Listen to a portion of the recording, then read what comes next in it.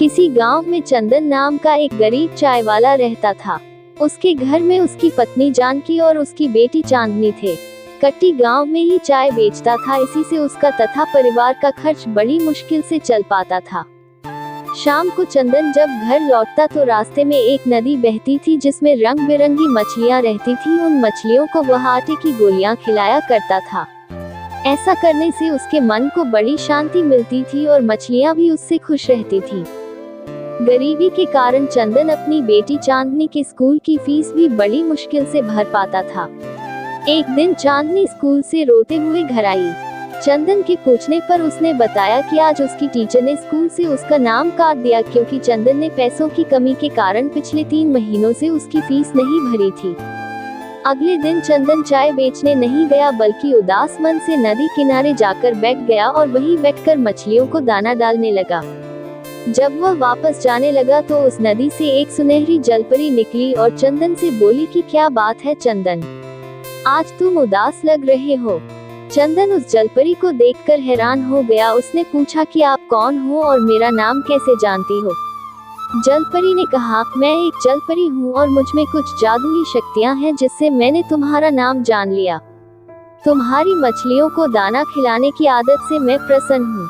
अगर तुम्हें कोई कष्ट है तो मुझे बताओ, मैं तुम्हारी सहायता अवश्य करूंगी। चंदन ने सारी बात उस जलपरी को बता दी। जलपरी ने कहा, चंदन कल तुम सूरज निकलने से पहले यहाँ आना।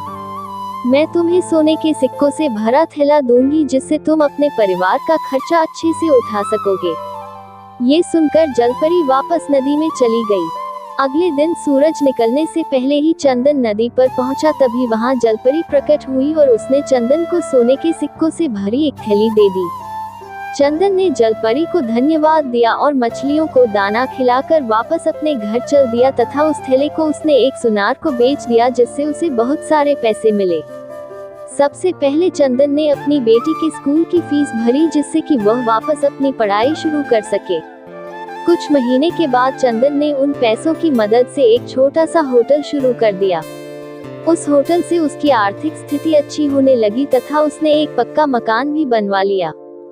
चंदन ने सोचा कि अब उसके पास अच्छा खासा धन हो गया है, अब वह जलपरी को धन्यवाद करके सोने का थैला उसे वापस कर देगा क्योंकि अब वह मेहनत से व्यापार के द्वारा अपने परिवार का खर्च चला सकता है।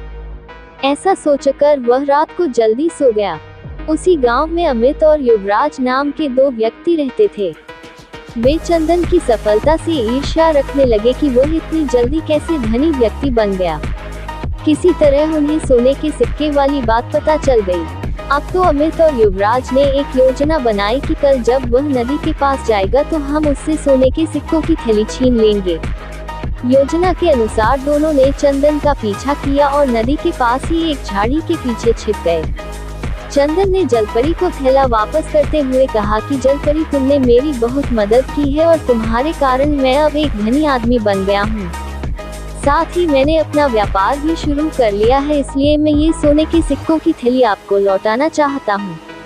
जलपरी चंदन की ईमानदारी से बड़ी प्रसन्न हुई। अभी वह बात कर ही रहे थे कि अमित और युवराज दोनों ने चंदन को पकड़ लिया और उसे धमकाने लगे और थैला देने के लिए कहा।